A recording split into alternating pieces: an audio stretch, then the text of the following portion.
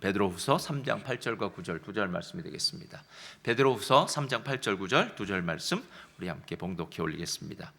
베드로후서 3장 8절과 9절 두 절 말씀이 되겠습니다. 시작. 사랑하는 자들아, 주께는 하루가 천년 같고 천년이 하루 같다는 이 한 가지를 잊지 말라.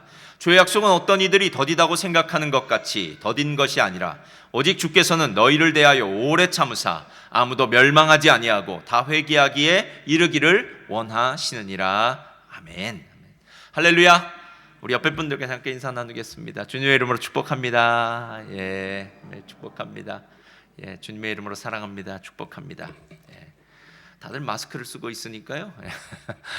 언젠가는 하여튼 새로운 시대가 올 줄 믿습니다. 나중에 모든 것이 다 해결되고 나면은 이 시간들을 기억하면서 우리가 또 그땐 이랬었지라는 생각이 있어서요. 어쩜 우리 인생 가운데 좋은 추억을 하나님께서 주셨는지도 모를 것 같아요. 하여튼 하나님의 은혜 가운데 2021년도 잘 마치시고요. 2022년도는 하나님이 계획하신 새 일이 이루어지는 귀한 한 해가 되기를 주님의 이름으로 축복합니다. 오늘 저는 여러분들과 함께 저는 이걸 믿음 트리올로지라고 얘기하는데요. 믿음 3부작이라고 얘기하고 싶기도 한데요. 긍정적인 믿음, 그리고 창조적인 믿음, 소망적인 믿음, 오늘 특별히 소망적인 믿음에 대해서 함께 보도록 하겠습니다. 그래서 이 믿음의 이 세 부분은요, 아마 내년도에 저는 이 부분을 가지고 하나님 우리에게 진짜 좀 믿음을 허락해 주십시오. 믿음을 통해서 우리의 삶에 하나님의 역사가 필요합니다 라는 그런 믿음의 고백이 좀 필요할 것 같아서요. 믿음 트리올로지는 오늘 소망적인 믿음에서 믿음까지 가고요. 다음 주에는 영적인 믿음이라고 해서 믿음에 대해서 조금 정리하고 난 다음에 올해 아마 설교를 마칠 수 있을 것 같습니다.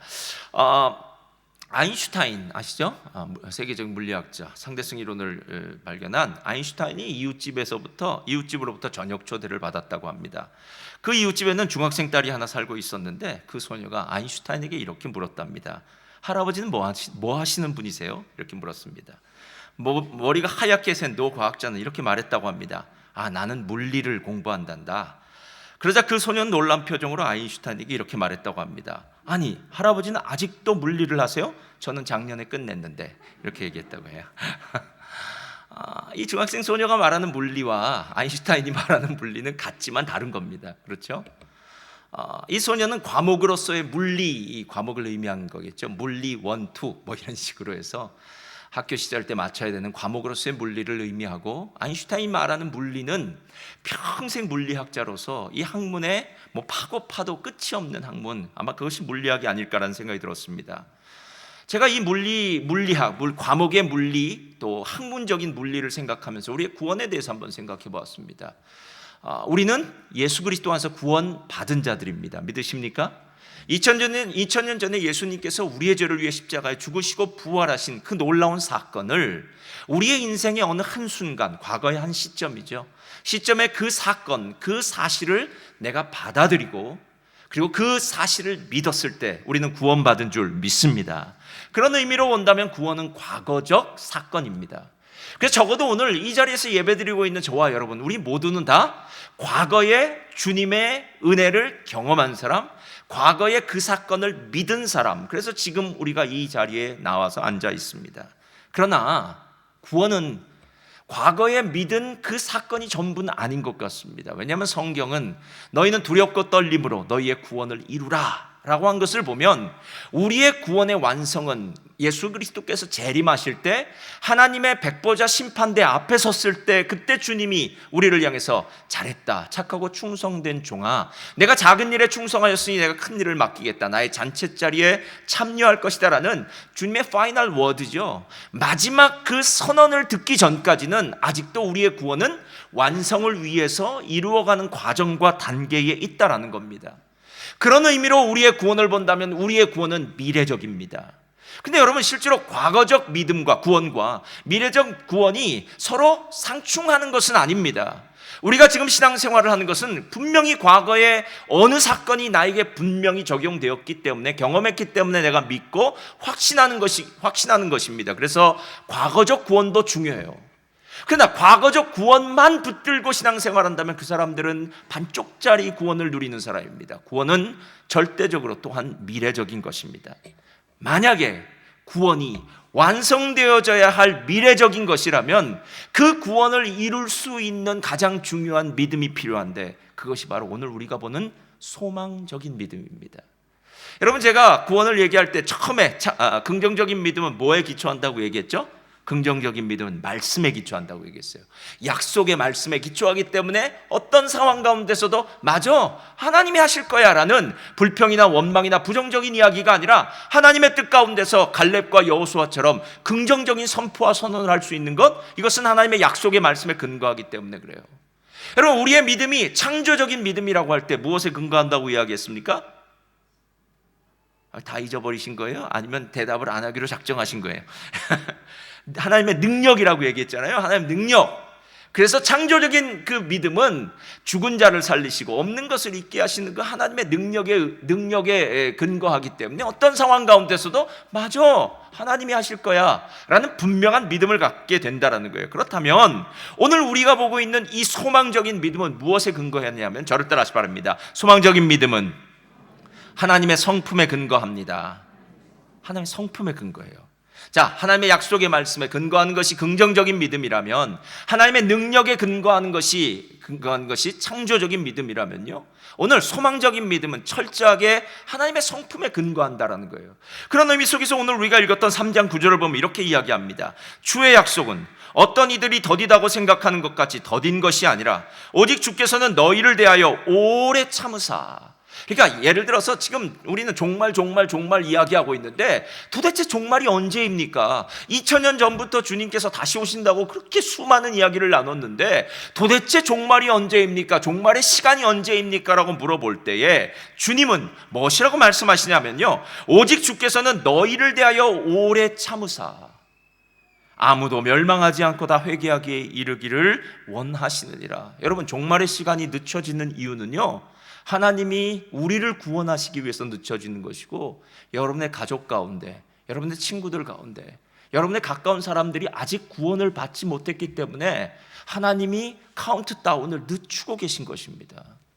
예전에 내가 셋을 때까지 내가 너 이거 안 하면 혼나는 줄 알아? 라고 얘기할 때 하나, 둘, 그 다음 뭐라고 하죠? 둘의 반의 반, 이렇게 하고 있는 거예요. 여러분, 오래 참으시는 하나님, 끝까지 인내하신 하나님, 모든 사람이 회개하여 주님 앞에 돌아오기를 원하시는 하나님, 실은 소망적인 믿음의 근거는 이 하나님의 성품에 있기 때문에, 맞아, 우리가 힘들고 어려워도, 고난을 만나도, 잠시 주님을 떠나서 주님을 배반하고 있다고 할지라도 다시 돌아오기만 한다면, 다시 주님 앞에 오기만 한다면 주님이 우리를 받아주실 거야. 주님은 우리를 끝까지 사랑하셔. 주님은 우리를 끝까지 인도하실 거야. 할렐루야. 이 바로 소망적인 믿음이다라는 겁니다. 그래서 저는 이 소망적인 믿음이 하나님의 성품에 근거한다면 어떤 성품일까를 생각하다가 두 가지 성품이 생각났어요. 첫째로, 다 같이 한번 읽겠습니다. 첫째로, 시작. 소망적인 믿음은 하나님의 신실함에 근거한대요. 자, 하나님의 신실함에 근거해요. 우리가 누군가를 향해서 신실하다고 이야기할 때, 우리가 누구를 믿을 만하다고 이야기할 때 그 사람의 성품은 반드시 처음부터 끝까지 한결같아야 돼요. 그렇지 않습니까? 어제 이 말 다르고 오늘 이 말 다르고, 사람마다 만날 때마다 이 사람한테는 이 말하고 저 사람한테는 저 말한다면 우리는 그런 사람들을 신실하다라고 이야기하지 않습니다. 여러분, 이 신실하다는 말, 처음부터 끝까지 같다라는 말, 이 말을 다른 말로 하면은 일관성이 있다라는 말로도 바꿀 수 있더라고요. 요즘은 개 훈련하는 프로그램이 많습니다. 세상에 나쁜 개는 없다, 뭐 무슨 개, 하여튼 개 프로그램이 참 많아요. 그런데 그 개 프로그램에 나오는 개들은 다 문제가 있는 개들입니다. 그렇죠? 근데 개가 문제가 있는 게 아니더라고요. 주인이 문제가 있는 거더라고요. 주인이 개가 무엇을 좋아하는지 무엇을 싫어하는지를 잘 모르거나, 아니면 개를 향해서 자기의 감정이나 이런 것들을 이입시켜서 개를 제대로 훈련시키지 못하는 견주가 언제나 그 옆에 있더라고요. 그러니까 대부분의 개가 이상 행동을 하는 경우는 그 개를 키우는 견주가 개를 잘 못 키웠기 때문에, 훈련을 잘 못 시켰기 때문에 일어나는 경우가 참 많더라는 거예요. 그런데 어느 날 개가 막 이상한 행동을 하는 거예요. 참 평범한 개인데. 그래서 나중에 훈련사가 가서 보니까 애가 남자애가 그 집에 하나 살고 있었는데, 아무 때나 개를 그냥 막 가슴에 안고 하니까요, 개가 스트레스를 받았다는 거예요. 개가 싫어하는 게 아무 때나 앉는 거랍니다. 예. 그리고 난 다음에 또 이야기하기를 개가 제일 싫어하는 것이 무엇이냐면 일관성이 없는 주인을 싫어한다는 거예요. 그러니까 일관성이 없는 게 무엇이냐, 일관성이 있는 게 무엇이냐 봤더니 개는 언제나 간식을 주는 주인의 훈련에 따라서 잘 따라간다라는 거예요. 그러니까 간식을 주면서 훈련을 잘 시키면 되는데 언제 어떤 상황에서 어떻게 간식을 주고 어떻게 해야 되는지를 막 정신없이 하다 보니까 개는 스트레스를 받아서 그렇게 일관성 없어졌다, 싫어졌다, 이상행동을 한다라는 거예요. 맞습니다, 여러분. 사람도 개한테 일관성이 없이 하면 개도 정신을 못 차립니다. 사람도 일관성이 없이 어떤 행동을 하게 되면요, 에이, 저 사람 못 믿을 만해, 믿을 수가 없어 라고 이렇게 얘기합니다. 우리가 누군가를 믿는다고 얘기할 땐 일관성이 있어야죠. 좋은 일관성이야, 나쁜 일관성 말고 좋은 일관성이 있어서 믿을 만한 일관성이 있을 때 그 사람을 우리는 믿음이 간다, 신뢰할 만하다 라고 이야기한다라는 거예요. 그런데 하나님은 어떤 분이실까요? 하나님은 창세기부터 시작해서 요한계시록까지 정확하신 분이시고요, 일관성이 있는 분이세요. 히브리서 6장에 하나님에 대해서 얘기할 때 이렇게 얘기합니다. 히브리서 6장 15절 17절 펴주세요. 다 같이 읽겠습니다. 시작. 하나님은 약속을 기업으로 받는 자들에게 그 뜻이 변하지 아니함을 충분히 나타내시려고 그 일에 맹세로 보증하셨나니. 잘 한번 보세요. 잠깐 놔두시고요. 자, 하나님은 일관성이 있는데 한 번 믿음의 사람들, 우리들을 향해서 약속의 말씀을 주신 것은 끝까지 변하지 않는다는 거예요. 그런데 그것도 하나님이 스스로에게 못 믿어오셔서 어떤 일을 하셨냐면 도장을 찍었다는 거예요. 그래서 우리가 약속을 하고 그 다음에 뭐예요? 도장을 찍고 그 다음에 스캔을 하고 그 다음에 다 하는 거잖아요. 하나님이 스스로 다른 누구에게거나 어떤 것을 향해서 뭐 보증을 할 수는 없지만, 맹세할 수 없지만 하나님이 자기 이름을 걸고 맹세를 거셨다는 겁니다. 야, 내가 약속한 건 끝까지 지킬 거야. 할렐루야. 정말 신실하죠. 그래서 18절 다 같이 읽겠습니다. 시작. 이는 하나님이 거짓말을 하실 수 없는 이 두 가지 변하지 못할 사실로 말미암아 앞에 있는 소망을 얻으려고 피난처를 찾은 우리에게 큰 안위를 받게 하려 하심이라. 19절 시작. 우리가 이 소망을 가지고 있는 것은 영혼의 닷 같아서 튼튼하고 견고하여 휘장 안에 들어가나니. 여러분, 실제로 하나님이 변하지 않는 신실하심, 일관성을 가지고 있다는 게 우리한테는 얼마나 감사한지 몰라요. 왜냐하면 신실하다, 일관성이 있다는 그건 기준이 되는 거 아니에요. 기준이 흔들려 버리면 우리가 어디에 맞춰야 될지를 모릅니다. 그래서 기준이 분명하면 만약에 우리가 조금 다른 곳으로 갔다가도 여기가 기준이니까 기준으로 돌아와 버리면 된다라는 거예요. 그래서 하나님의 신실하심, 하나님의 뜻은 변하지 않는다, 약속의 말씀은 변하지 않는다라는 사실을 마음속에 믿는 이 소망적인 믿음을 가진 사람은 어떻냐 하면요, 오늘 보니까 영혼의 닷 같아서 튼튼하고 견고하여 휘장 안에 들어간다라고 얘기해요. 영혼의 닷이라는 건 무엇이냐면요, 여러분, 배에는 닷과 돛이 있지 않습니까? 바람이 불면 돛을 올리고요, 그리고 배가 항구에 정박하면 닻을 내립니다. 그러면 그 닻을 내린 배는요, 움직이지 않아요. 어디로 쓸려가지 않고 그 자리에 멈추어 설 수 있게 되는 것입니다. 마치 구원을 받은 우리들의 삶 가운데 영혼의 닻이 무엇이냐면, 구원을 받은 우리지만 풍랑이 일고 강풍이 불고 태풍이 불고 뭐 여러 가지 다른 이유 때문에 흔들려질 수 있다는 거예요. 그런데 소망의 믿음을 딱 갖고 있는 사람들은 닻을 내린 것처럼 그 사람의 삶 가운데 어떤 문제가 있더라도 튼튼하게 그 자리에 서서 끝까지 구원을 이룰 수 있는 사람이 되더라라는 것입니다. 할렐루야. 여러분, 소망의 믿음이 얼마나 대단한지 아시겠죠? 너희의 영혼의 닷 같아서 튼튼하고 견고하여 휘장 안으로 들어간다라고 이야기합니다. 여기서 휘장은 바로 하나님의 임재의 상징인 지성소를 의미해요. 어떤 상황에도 상관없이 이 영혼의 닷 같은 소망의 믿음을 붙들고 있기 때문에 끝까지 하나님의 임재 앞으로 나아가 하나님께 구할 것을 구하고 하나님의 축복을 받는 놀라운 역사, 이 근거가 바로 하나님의 신실하심에 근거하더라라는 것입니다. 근데 문제가 있어요. 하나님은 변함없이 신실하신 분이에요. 그렇죠? 근데 우리 쪽에 문제가 있습니다. 우린 안 신실해요. 호세아서 6장을 보면은요, 이스라엘 백성들을 향해서 얘기할 때 아주 의미심장한 단어들을 사용합니다. 호세아서 6장 4절 다 같이 읽겠습니다. 시작. 에브라임아, 내가 내게 어떻게 하랴? 유다야, 내가 내게 어떻게 하랴? 너희의 인애가 아침 구름이나 쉬 없어지는 이슬 같도다. 잠깐 놔두시고요. 에브라임은 북이스라엘의 상징입니다. 북이스라엘 대표 지파예요. 그러니까 북이스라엘을 지칭할 때 야곱, 에브라임, 이스라엘 여러 가지 이름을 댈 수 있어요. 북이스라엘이에요. 유다는 남쪽 이 남유다를 의미해요. 그러니까 북쪽 이스라엘이나 남유다 다 통틀어서 모든 이스라엘, 모든 하나님의 백성을 향해서 이야기하는 겁니다. 에브라임아, 내가 어떻게 하랴? 유다야, 내가 내게 어떻게 하랴? 너희의 인애가 라고 해요. 여기서 인애라는 말은 여러분 한번 들어보셨을 거예요. 헤세드라는 말이에요. 헤세드는 계약적인 사랑이에요. 계약적인 사랑. 우리가 결혼할 때 둘이 함께 살 수도 있지만 결혼 서약을 하고 함께 살기 시작하면 그때부터는 서로를 향해서 이제 굴레가 씌워져요. 여러분, 결혼한 사람이 남편이 옆에 있음에도 불구하고 나는 남편으로 만족하지 못해 밖에 나서 다른 남자를 만나요. 결혼한 남편이 아내에 만족하지 못하고 밖에 나가서 다른 여자를 만납니다. 여러분, 이건 결혼의 계약을 깨는 것 아닙니까? 예? 실제로 오늘 이야기하고 있는 부분이 바로 그 부분이에요. 하나님은 한 번도 계약을 깨신 적이 없어요. 불이행하신 적이 없어요. 하나님 처음부터 끝까지 하나님의 뜻은 언제나 완벽했고 언제나 그 자리에 있었고 일관성이 있었어요. 근데 문제는 우리예요. 에브라임아, 유다야, 내가 내게 어떻게 하랴? 너희의 인애가 아침 구름이나 쉬 없어지는 이슬 같도다. 이렇게 얘기해요.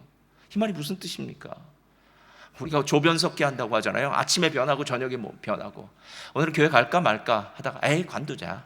오늘 교회 갈까 말까 하다가 오늘은 가자. 여러분, 실제로 우리가 정말 중요한 일들을 논의함에 있어서도 우리 마음에 이끌리는 대로 가기도 하고 안 가기도 하고 하기도 하고 안 하기도 하고. 여러분, 하나님을 섬기는 일에까지 우리의 느낌, 우리의 마음, 우리의 감정이 좌지우지하면서요, 하고 싶으면 하고 말고 싶으면 말고. 예.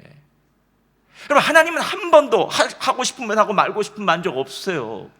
하나님은 끝까지 우리와 맺은 그 언약을 지키시기 위해서 심지어는 자기 아들 독생자 예수 그리스도를 우리에게 보내셔서 우리를 위해 죽음의 자리까지 내모실 정도로 하나님은 언약을 지키기 위해서 최선을 다하는데 우리 편에서는 마음에 내키면 하고 안 내키면 안 하고.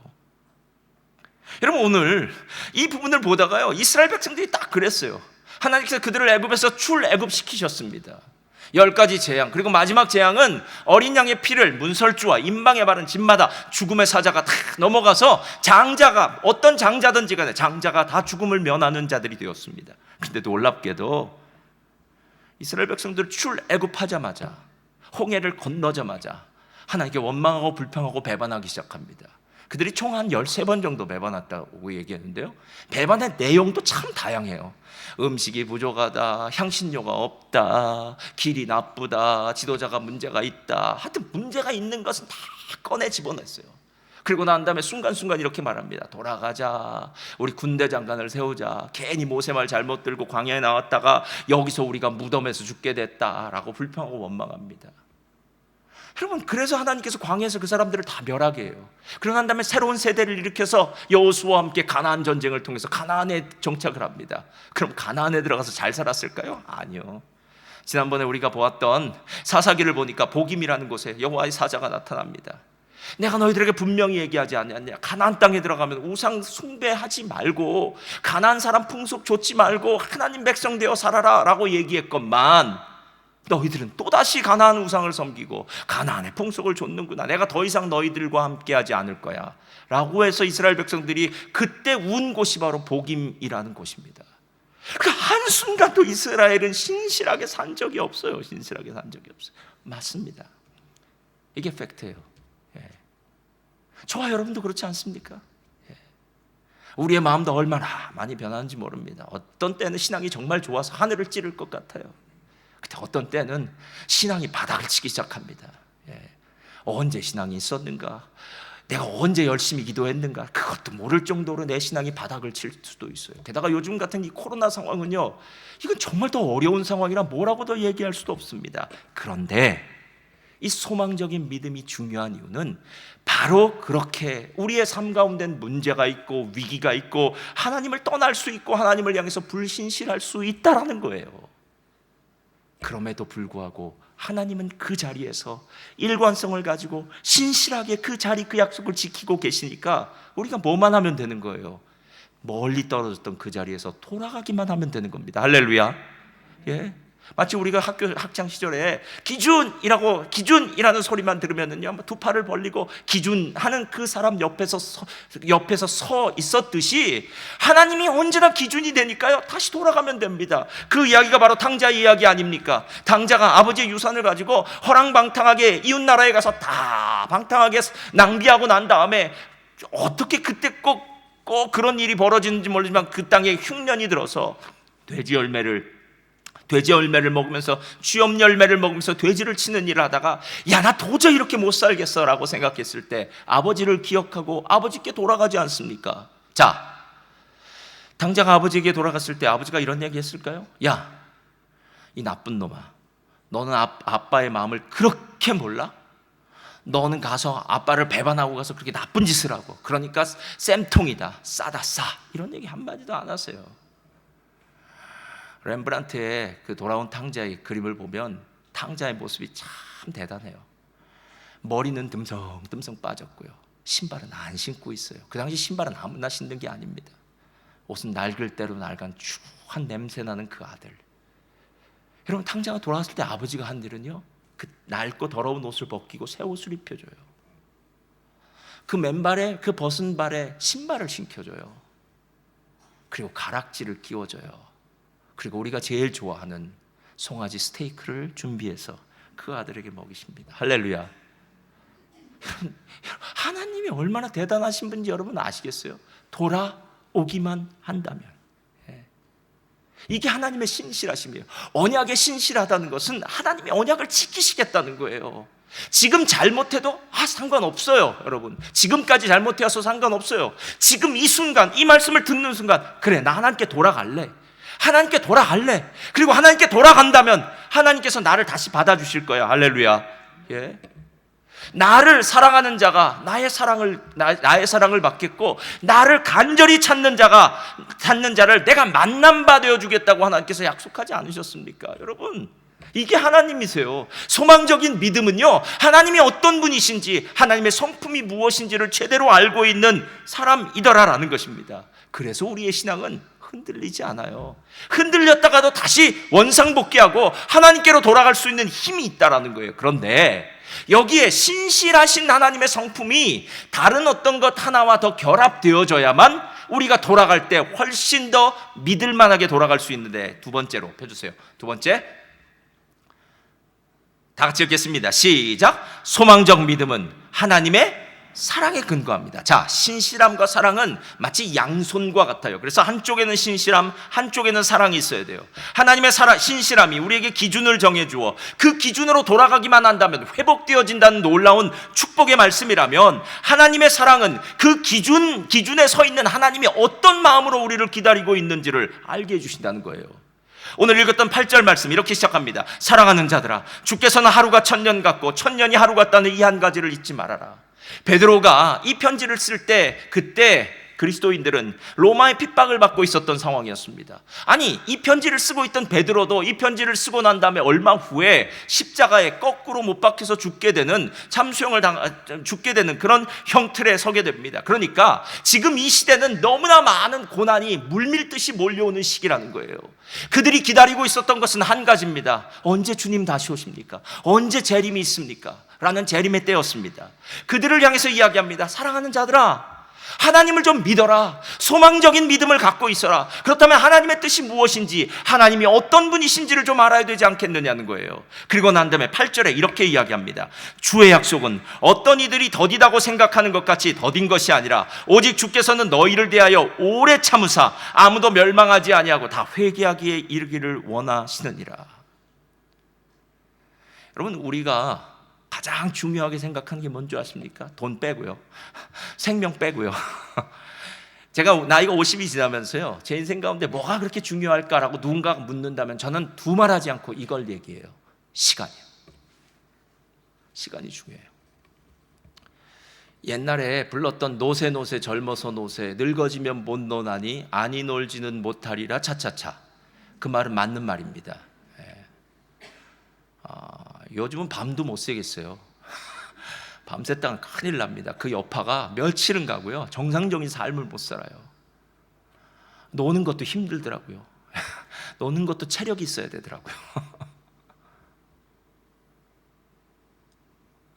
우리는 제한된 시간을 살고 있어요. 시간이 제일 중요해요, 여러분. 그래서 시간은 돈이라고 얘기하지 않습니다. 진짜 중요해요. 이 자리에 있는 우리 30대, 우리 제2청년들이죠. 젊음, 여러분이 가지고 있는 그 젊음은 돈과도 바꿀 수 없는 재산이에요. 여러분이 갖고 있는 게 얼마나 중요한지 여러분은 지금 몰라요. 시간이 지나고 난 다음에 알 거예요. 그게 얼마나 중요한지요. 실은 젊음의 시간은요, 돈하고 진짜 바꿀 수 없어요. 젊었을 때는요, 어떤 힘든 일도요, 힘들지 않다고 생각하고 다 이겨내요. 뭐 창피한 일 그런 것도 별로 없어요, 여러분. 젊었을 때의 시간은 정말 금과 같아요. 금과 같아요. 그래서 우리는 시간을 정말 중요하게 여겨요. 그래서 누군가가 11시에 약속을 했는데 12시에 왔다면요, 그 사람한테 묻습니다. 왜 1시간이나 늦었어? 라고 물어요. 그래서 그 사람이 만약에 11시, 그러니까 1시간을 늦은 정당한 이유를 얘기해 준다면 맞아, 그럴 수 있겠다. 오다가 뭐 사고가 났다든가 뭐. 그렇지만 만약에 정당한 이유 없이 1시간을 늦었다면요, 마음속에 이렇게 생각합니다. 너는 내 시간을 도적질하는 사람이야. 말로는 그렇게 얘기 안 해도 속으로는 그렇게 얘기할 거예요. 생각할 거예요. 왜? 내 귀한 시간이 저 사람과의 약속을 기다리느라고 그냥 흘러가 버렸어요. 1시간이 얼마나 중요한 시간인지 여러분 아시지 않습니까? 예전에 장경동 목사님 설교할 때 1시간 1분 1초가 중요한 얘기를 예화를 들면서 그 예화를 들더라고요. 마지막에 찰나가 중요한 것을, 순간이 중요한 것을 어떻게 비유했냐면요, 경마 있지 않습니까? 경마할 때 말이 뛰어가서 마지막 그 피니시 라인에 골인을 했을 때 말의 입술이 후둑 할 때 그 입술 차이로 1등을 했다 그러더라고요. 여러분, 시간이 얼마나 중요한지 몰라요. 누군가 내 시간을 1시간이나 빼앗았다면요, 정당한 근거 없이 그렇게 했다면 그 사람 정말 나쁜 사람이라고 얘기하죠. 우리에게 시간은 제한적이에요. 그래서 시간이 중요해요. 내 시간을 빼앗기지 않게 노력해요. 시간을 아낀다고 얘기합니다. 시간이 중요하다고 얘기합니다. 게다가 시간제로 일하는 사람에게 시간은 돈이죠, 여러분. 시간만큼 일하는 만큼 돈이 생기는 겁니다. 그런데 하나님은 아니에요, 여러분. 하나님에게 시간은 영원이에요, 영원. 저를 따라하시기 바랍니다. 하나님에게는 시간보다 사건이 훨씬 더 중요합니다. 여러분, 하나님에게는 시간이 아니에요, 사건이 중요해요. 오늘 베드로후서 3장에 나와 있는 하루가 천년 같고 천년이 하루 같다는 말은 언제 종말이 옵니까? 언제 종말이 옵니까? 빨리 종말이 와야 우리도 이 고난에서 이겨낼 수 있습니다 라고 얘기하는 사람들에게 종말의 시간에 대해서 걱정하고 염려하는 거예요. 그런데 하나님은 얘기해요. 나는 종말의 시간에 신경 안 써. 나에게는 종말의 시간보다 더 중요한 것이 있어. 종말이 지금 오더라도 내가 구원받을 수 있는 사람이어야 되잖아요. 여러분, 만약에 우리 가족이 지금 구원을 받지 못했다면 지금 주님 오시는 게 좋을까요? 여러분, 심각합니다, 이거요. 만약 내 사랑하는 사람이 아직 구원을 받지 못했다면 주님이 지금 재림하시는 것 여러분 원하십니까? 만약에 내 가족이 만약 구원을 아직 못 받았다면 하나님께 이렇게 얘기했죠. 하나님, 조금만 참아주세요. 하나님, 조금만 참아주세요. 예수님의 비유에서는요, 이것을 주인님 좀만 기다려 주십시오. 1년만 지나서 제가 여기에다 거름을 주고 복돋아서 이 포도나무에 열매가 맺히게 한번 노력해 보겠습니다. 조금만 시간을 더 주십시오. 우리 다 이렇게 얘기할 거 아니에요, 여러분. 하나님은 시간이 아니에요, 여러분. 하나님에겐 영원한 시간이 있어요. 그래서 만약에 우리가 하나님의 관점으로 시간을 보면 시간은 의미가 없어요, 여러분. 우리에게 진짜 중요한 문제는 구원 받았냐라는 거예요. 그런데 시간이라고 이야기하면 시간만 생각하지만 시간을 조금 다른 걸로 바꿀 수 있어요. 시간을 물질로 바꿀 수 있어요. 시간을 성공으로 바꿀 수 있어요. 시간을 우리 자녀들 귀하게 여긴다면 자녀라고 바꿀 수 있어요. 아니, 이 세상에서 내가 중요하다고 생각하는 모든 것들, 하나님이 그것을 나만큼, 우리만큼 중요하다고 생각하실까요? 아니야. 하나님에게 있어서 제일 중요한 것은 우리의 구원이에요. 하나님을 만나는 거예요. 하나님을 만나지 못하면 아무것도 의미가 없어요, 여러분. 적어도 저와 여러분이 이 주일날 이 시간에 이 자리에 모여서 함께 하나님 앞에 예배드린 이유가 무엇입니까? 그게 제일 중요하기 때문에 그런 거 아니에요. 그리고 그것이 나의 인생의 최우선 순위에 있기 때문에 중요한 거 아니겠냐는 거예요. 그리고 나서 제가 누가복음 15장을 보니까 예수님의 비유가 맞아요. 어느 사람에게 양 100마리가 있었습니다. 그런데 나중에 숫자를 세어보니까 99마리밖에 없어요. 한 마리는 들에 나갔을 때 분명히 어딘가 떨어뜨려 놓고 온 거예요. 아니면 그 양이 어디론가 방황하고 있는 거예요. 99마리를 다른 사람에게 맡겨두고 남겨놓고 그 목동은 한 마리 잃어버린 양을 찾으러 나갑니다. 그리고 결국 잃어버린 양을 만나서 어깨에 메고 다시 돌아와서 동네 사람들과 함께 잔치를 한다고 얘기해요. 누군가 이렇게 얘기할 수 있습니다. 100분의 1입니다 목사님, 작은 일입니다, 별거 아닙니다. 아니요, 하나님에게는 별것 아닌 게 아니라 그 한 영혼이 온 천하보다도 귀하다는데요.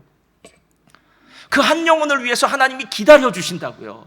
하나님의 시간은 무한합니다 여러분. 하나님에게 중요한 것은 시간의 많고 적음이, 재물의 많고 적음이 성공했냐 안 성공했냐 이게 아니라 그 사람이 지금 예수님의 이름으로 구원받았느냐 안 받았느냐. 여러분, 이렇게 목표를 분명하게 잡고 나면요, 그 다음부터 우리의 생각은 훨씬 심플해져요. 훨씬 심플해져요. 오늘 우리가 읽은 베드로후서 3장 9절에 너희를 대하여 오래 참으사 아무도 멸망하지 아니하고 다 회개하기에 이르길 원하노라, 이 구절 속에는 하나님이 우리를 사랑하는 그 절절한 사랑의 모습이 담겨 있어요. 저는 이 구절을 보면서 이런 생각이 들었어요. 그렇지, 하나님, 만약에 지금 내가 내 친구를 위해서, 내 가족을 위해서 구원의 문제를 놓고 기도한다면 하나님, 나 때문이라도 재림하 주님 오시지 않겠구나. 내가 그 사람 위해서 기도하고 그 사람을 위해서 애쓰고 하는 이 순간을 하나님이 기다리고 계시는구나. 왜? 나도 구원받지만 그 사람도 구원받기를 원하시는 하나님이시기 때문에 그래요. 여러분, 우리란 존재가 얼마나 대단한 존재인지 아십니까? 하나님이 우리를 사랑하신답니다. 그래서 기다려주신답니다. 저는 실은 하나님이 우리를 사랑한다고 얘기할 때요, 부모가 자녀를 사랑하는 것과 거의 비슷하다고 생각해요. 근데 그거보다 더 하겠죠. 제가 어렸을 때 좀 통통했습니다. 별명이 찐빵이었어요. 상상은 하지 마세요. 찐빵이었어요. 좀 통통했어요. 근데 밥을 안 먹었어요 제가. 그랬더니 어느 날 저희 어머니가 저를 데리고 한약방에 한의사한테 찾아갔어요. 그리고 한의사한테 이렇게 말을 했어요. 한의사님, 우리 아들이 밥을 안 먹습니다, 이렇게 얘기했어요. 그때 한의사가 저를 이렇게 쳐다보더라고요. 얘는 밥 안 먹어도 상관없어요, 이렇게 살쪘는데 뭔가 먹었겠지요 하는 거예요. 그래도 그 한의사가 나중에 약을 한 첩 줘주더라고요. 밥 잘 먹는 약. 그래서 그 약 저 갖고 나온 적이 있어요. 여러분, 엄마가 딸들을 향해서 뭐라고 이야기합니까? 더 먹으라고. 너 살 안 쪘다고 얘기해요. 그럼 딸은 뭐라고? 엄마가 볼 때만 살 안 쪘지 밖에 나가면 다 살쪘다고 그런다고 얘기하는 거예요. 여러분, 부모는 자녀를 볼 때 뚱뚱하다, 말랐다, 잘생겼다, 못생겼다라는 기준이 상실돼 버려요. 그냥 내 사랑하는 새끼예요. 내 사랑하는 자녀예요. 거기에 뭘 덧붙이시겠습니까 여러분? 그 사람이 이걸 잘해, 이걸 못해, 이런 건 아무 의미 없어요. 사랑이라는 것은 모든 허다한 죄도 덮는답니다. 우리 자녀의 연약한 부분도 다 덮어준답니다. 그래서 그 사랑이 있고 없고가 얼마나 중요한지 몰라요. 그런데 세상에서는 어떤 사람은 사랑을 좀 더 받을 수 있는 환경이 있을 수 있어요. 부모가 재산이 많거나 부모가 좋은 환경 속에 태어났다면 다른 사람에게 사랑을 더 많이 받을 수가 있겠죠. 그것보다는 좀 열악한 환경 속에 있다거나 뭔가 부족한 재능이 있다거나 부족하다면 세상 사람에게는 사랑을 덜 받을 수가 있습니다. 그러나 중요한 것은 하나님이 사랑하신다는데요. 하나님이 지금도 그 사람 구원할 때까지 기다리신다니까요. 하나님의 사랑하는 그 마음이 한 사람의 영혼이라도 더 구원하기를 애쓰고 있다는 거예요. 저는 술람미 여인을 생각하다가, 솔로몬 왕이 사랑했던 술람미 여인을 생각하다가요, 다시 한번 이 구절에서 조금 눈이 갔어요. 아가서 1장 5절 말씀이에요. 이렇게 얘기해요. 예루살렘의 딸들아, 내가 비록 거무나 아름다우니 게달의 장막 같을지라도 솔로몬의 휘장과도 같구나. 내가 햇볕에 쬐어서 거무스름할지라도 흘겨보지 말 것은 내 어머니의 아들들이 나에게 노하여 포도원 지기로 삼았음이라. 나의 포도원을 내가 지키지 못하였구나. 자, 이 말 무슨 말이냐면, 아마 술람미 여인은 얼굴이 검은 사람이었던 것 같아요. 검은색. 검다고 해서 못생겼다는 건 아니죠. 근데 게다가 포도원지기를 했답니다. 그래서 그 태양볕에 이렇게 그슬린 사람이에요. 솔로몬은 좀 취향이 특이해서 건강미가 넘치는 사람을 사랑했나? 그런 생각도 있을 수 있지만 에스더서를 보면은요, 이게 아니라는 생각이 들어요. 에스더가 왕비의 간택이 되고 난 다음에 아하수에로 왕 앞에 나아갈 때 어떤 일이 있는 줄 아십니까? 먼저 6달은 몰약 기름으로 정결케 하고요, 그 다음 6달은 향품과 다른 물품으로 몸을 정결케 하고 난 다음에 왕 앞에 나아간다고 합니다. 주석을 보면은 에스더나 12개월 동안 향품으로 정결케 하고 깨끗게 하고 한 사람은요, 옆으로 지나가기만 해도 어마어마한 향수 냄새가 나겠죠. 여러분, 그때나 이제나 밖에서 농사하면서 햇볕에 그을린 사람이 예쁘다고 얘기하는 경우는 많지는 않습니다. 특별한 취향을 가진 사람 빼고는. 근데 솔로몬 왕은요, 상관없어요. 난 술람 여인이 최고라는 거예요. 이유는 술람 여인을 사랑하기 때문입니다. 여러분, 이게 하나님이 우리를 사랑하신다는 거예요. 저와 여러분이 어떤 모습이라도 상관없습니다. 예? 이래서 하나님이 좋은 것 아닙니까? 사람은 사람을 사랑할 때 기준이 있더라고요. 저 사람은 나와 맞을까? 성품이 맞을까? 나와 수준이 맞을까? 사는 것이 좀 맞을까? 말하는 게 잘 통할까? 여러분, 우리는 언제나 이런 기준을 정하고 살아요. 그러나 하나님은 우리를 바라보실 때 기준이 없어요. 저를 따라하시기 바랍니다. 하나님은 우리를 무조건 사랑하십니다. 무조건이야. 여러분, 소망의 반대말이 무슨 말인 줄 아십니까? 절망이에요. 절망의 한자는 끈을 절자에다가 발할 망자겠죠. 그러니까 소망이 끊어진 걸 절망이라고 해요. 사람이 왜 자기 목숨을 스스로 끊는 줄 아십니까? 절망했기 때문에 그래요. 그 사람에게는 어떤 소망도 없어요. 그 말은 무슨 말이냐면, 내가 지금 갖고 있는 이 큰 문제는 누군가 나를 사랑한다는 그 사랑을 뛰어넘었다라는 거예요. 만약에 그 사람이 문제보다 누군가 나를 사랑한다라는 사랑이 더 크다면 절대로 안 죽습니다. 그렇겠죠. 예. 그런데 그 사랑보다 내가 가지고 있는 문제가 훨씬 더 크기 때문에 그 사랑으로도 내 문제를 해결할 수 없다고 생각할 때 우리는 스스로 자기의 목숨을 끊습니다. 그러나 여러분, 그건 사람 얘기들이고요. 하나님 얘기는 어떨까요? 아니, 온 우주를 창조하시고 지금도 세상을 다스려가면서 기적을 베푸실 수 있는 그 하나님이 나를 사랑하신다는데 뭐가 두렵습니까? 여러분, 정말 어떤 때는요, 좀 뻔뻔스러워져야 될 때가 있어요. 그렇다고 해서 너무 뻔뻔스러워지지 마시고, 제가 말하는 뻔뻔스러움이란 누가 뭐래도 하나님 날 사랑하셔, 하나님이 나를 가장 예쁘게 생각하셔. 제가 예전에 다녔던 교회의 한 집사님은요, 언제나 만나면 이렇게 얘기해요. 하나님이 저를 제일 많이 사랑하는 것 같아요. 하나님이 저를 제일 많이 사랑하는 것 같아요. 맞나요, 여러분? 맞아요. 다른 사람을 향해서 여러분이 그렇게 얘기하셔야 된다고요. 하나님이 저를 제일 많이 사랑하는 것 같아요. 우리 멜번 순복음교회에서는 저를 제일 많이 사랑하는 것 같아요. 할렐루야, 할렐루야. 여러분, 이번 주에는 이 말을 100번을 하시기를 주님의 이름으로 부탁드립니다. 왜냐? 그래야 믿음이 생겨요. 여러분, 성경이 그렇게 얘기하죠. 하나님은 우리 집에서 나를 제일 많이 사랑한 것 같아. 우리 교회에서 나를 제일 많이 사랑한 것 같아. 멜번에서 나를 제일 많이 사랑한 것 같아. 호주에서 나를 제일 많이 사랑한 것 같아. 전 세계에서 나를 제일 많이 사랑하는 것 같아. 할렐루야. 여러분, 이거 아닙니까, 여러분? 실제로 소망의 믿음은요, 소망적인 믿음은 하나님의 신실하신 그 근거가 있고 기준이 있고, 그렇게 우리를 그 기준을 보면서 기다리고 계신 하나님이 우리를 얼만큼 사랑하시는지를 알게 되었을 때 어떤 신앙의 풍랑과 위험을 만나도 흔들림 없이 앞으로 나아갈 수 있다는 것, 끝까지 구원의 종착역에 다다를 수 있다는 것, 이게 바로 소망적인 믿음이라는 거예요. 어느 날 두 나그네가 길을 가고 있었습니다. 근데 길을 가다가 서로 이야기를 했습니다. 이 나그네들이 걸어 목적지까지 가려면 높은 산도 건너야 되고 바다도 건너야 되고 골짜기도 건너야 되고 여러 가지 길들을 넘어가야만 목적지에 도달할 수 있어요. 이 두 사람이 이렇게 얘기합니다. 한 사람이 다른 사람에게 말합니다. 나는 우리의 갈 길은 멀지만 하늘을 보면서 갈 거야. 내가 하늘을 바라보면서 가면, 하늘의 인도를 받아서 가면 목적지까지 잘 도착할 수 있을 거야 라고 이렇게 얘기를 해요. 그때 옆에 있는 나그네가 이렇게 말합니다. 아니, 야, 우리가 걸어가는 길은 이 땅인데 왜 하늘을 바라보고 가? 땅을 보고 가야지. 그래야 목적지까지 도달할 수 있는 거 아니야? 라고 이렇게 얘기했어요. 두 나그네 옥신각신하다가 자기의 의견대로 길을 갑니다. 어떤 결론이 나신 줄 아십니까? 하늘을 보고 부지런히 걸어간 나그네는 해와 달이 길을 비추어주고 별들이 그의 가는 길을 안내해 주어서 결국 목적지에 도달해요. 여러분, 그 이유 아시죠?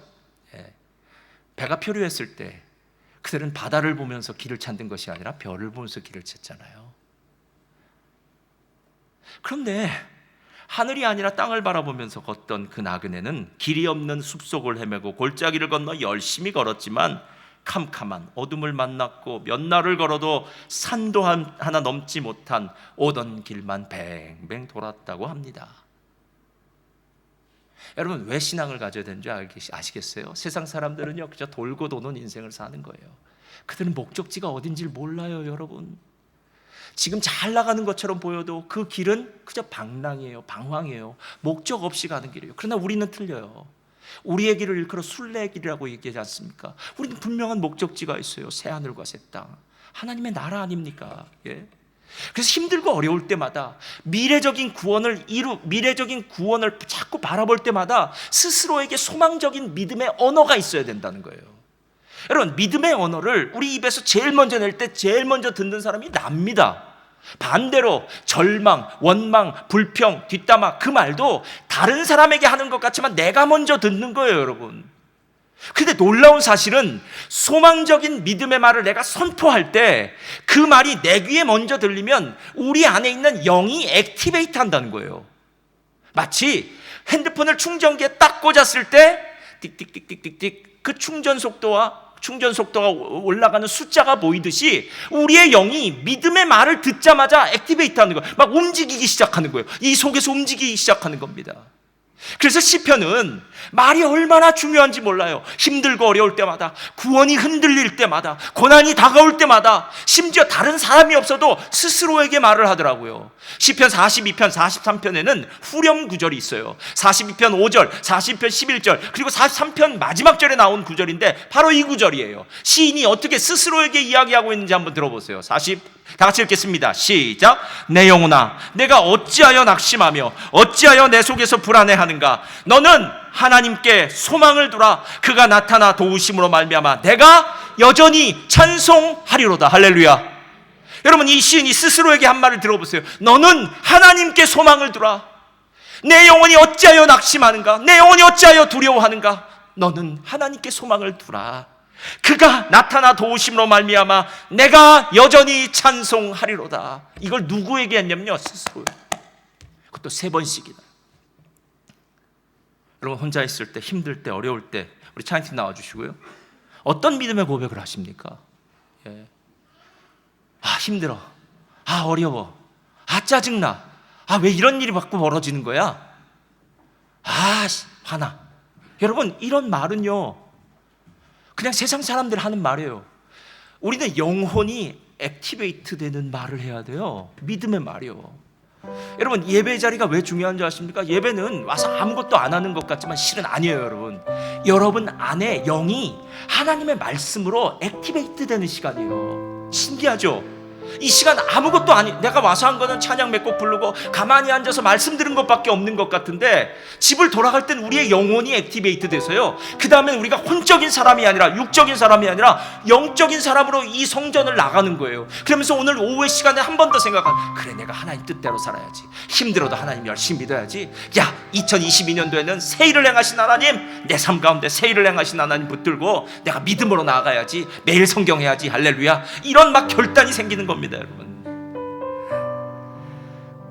오늘 찬양, 그 사랑으로 찬양할 텐데요, 저는 소망적인 믿음이 제 마음 가운데 다시 오니까 막 힘이 나더라고요. 아, 그래, 맞아.